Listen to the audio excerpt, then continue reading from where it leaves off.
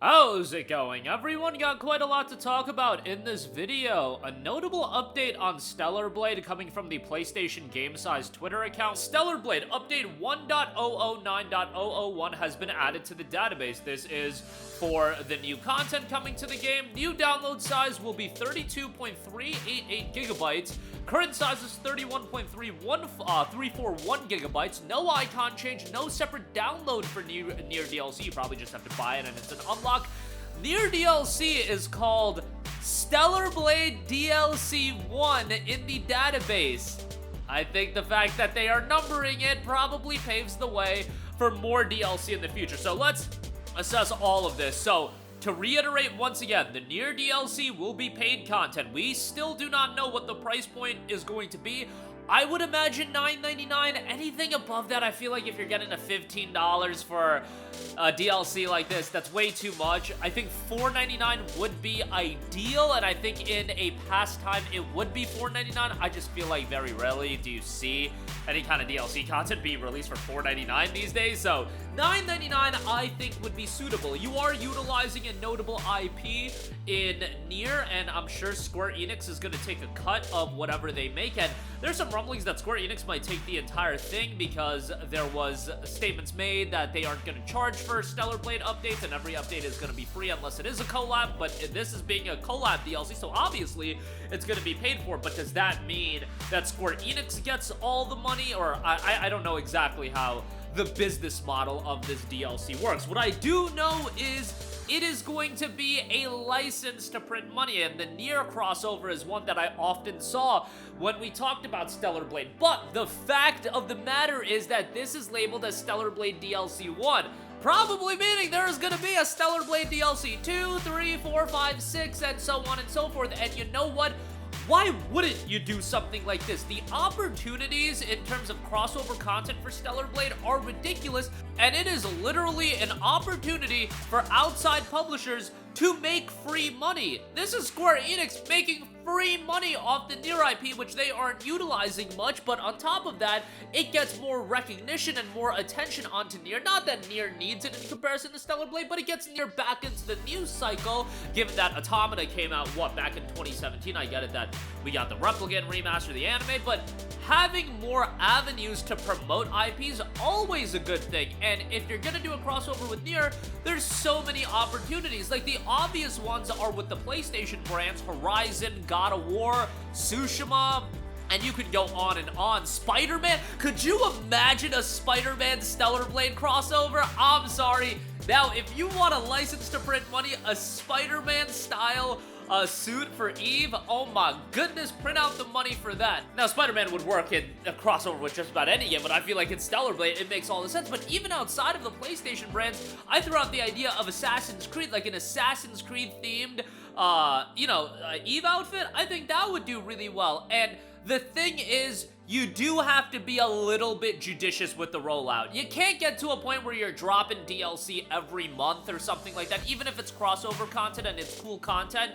I like how they've handled Stellar Blade so far. They dropped the game in April. They've done several free content updates and free updates in general. They're doing a free update to coincide with this Nier DLC in the photo mode update. They have established and built a lot of goodwill with the consumer that now, when you do have crossover content that you're gonna ask for people to pay a premium for, even if it's not new content and new combat sections or anything like that, I think people are totally okay with it.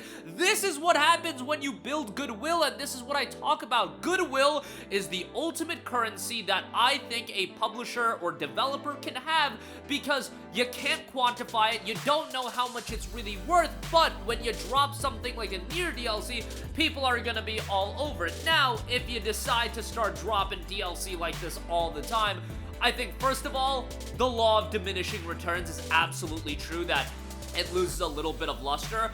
I think at most you should do a DLC like that maybe every 6 months or so. I think every 6 months makes perfect sense. while you continue to keep the game in the news cycle, maybe with a free update here or there, I know that, you know, there's only so many free updates that you could do, but 6 months would give enough time for the novelty of the Nier DLC to wear off, and then something else to come into the news cycle. And personally, if I was doing crossover content, I would look at it from the lens of, okay, what do we have coming out that we could promote, or what's a game if I'm an outside publisher? So for example, Ghost of Yotei is coming out next year. I think a Tsushima crossover would make a lot of sense. Just get more eyes. I think that would be a good way to promote an IP like that. That's just my opinion. Like, Nier is something that a lot of people wanted, and it's gonna do inherently well, even though Nier isn't getting any new content in the near future. At least I don't think it is. At least nothing has been confirmed or announced. So I know the Nier anime just wrapped up, but I digress.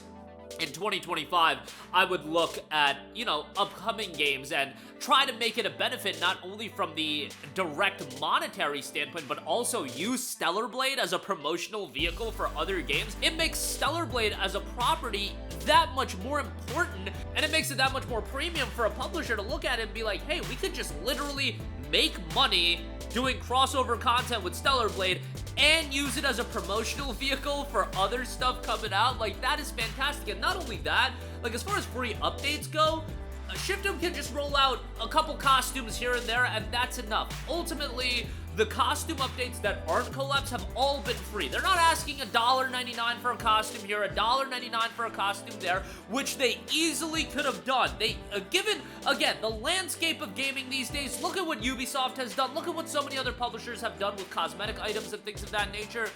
Stellar Blade could have made a killing off of doing microtransaction costumes. I just believe it would have. However, that wouldn't have built the goodwill like ShiftUp has been effectively been able to do for the entirety of the year. And again, while the microtransactions, if they went that route, it could have been lucrative. It could have been lucrative upfront.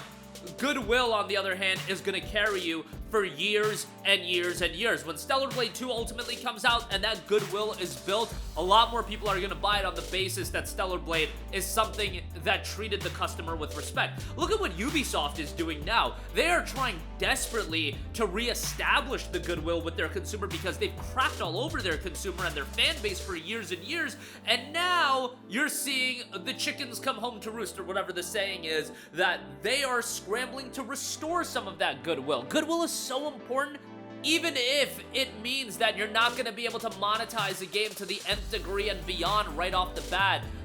The longevity and the long-term gain that it could potentially have, especially for ShiftUp and Stellar Blade, which Stellar Blade is a new IP. You're still establishing it, and you're still gaining some traction as far as the $70 console marketplace release goes. I know ShiftUp's been around with other titles, but you get the idea. And then on top of that, with 2025, you're gonna get so much promotion off the PC release that this game is just gonna get bigger and bigger. I think that PC release is gonna be huge, but I digress. That's gonna do it for me. Let me know all of your thoughts. And as far as future collaborations go, if we were to see some, first of all, how often would you like to see it? Again, I think every 6 months is fine, and that's really the most I would be pushing it. I think if you get to this territory where it's every month, every other month, it's too much. You're gonna dilute it, law of diminishing returns, so on and so forth. Are you picking up the Nier DLC, and what price point would be good enough for you to be like, okay, that's worth it? Is it $4.99? Is it $9.99? Would you pay $14.99? Let me know in the comment section down below with all of your thoughts, and certainly, again, the crossovers you would like to see, let me know down below as well. That's going to do it for me. Thank you for watching. Sound off with all of your thoughts in the comment section down below, and goodbye. Hey guys, we hope you enjoyed the video, and if you did, make sure to hit the subscribe button, and if you're already subscribed, do us a favor and hit the bell icon. This way you'll be notified whenever we post a new video. That's the best way to keep up with all of our uploads, and we usually try to upload 2 videos a day. And with the bell icon hit, you'll be notified whenever we do upload a video. As always, thanks for watching.